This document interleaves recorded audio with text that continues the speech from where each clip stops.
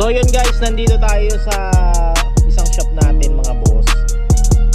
Nasa 20% na tayo nakapagpa-base course na tayo ng flooring, nakapagpatambang na tayo ng almost 20 na dump truck. Grabe guys, diba? Sobrang hirap din pala pagka 0-0 kasi ganito kalalim to yung lupa rito. Ayan pinantay namin guys, grabe ganito kalalim. Ayan boom, sobrang lalim. So kaya talagang best effort din talaga.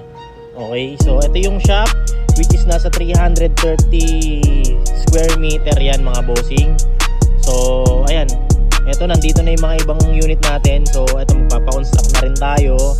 Yan, kasya dito. And 1, 2, 3, 4, 5, 6, 7, 8, 9, 10, 11 actually. Eto ang mangyayari dito, eto yung showroom natin. May second floor tayo dito. Ayan yung opisina sa taas. Dito yung waiting area, CR.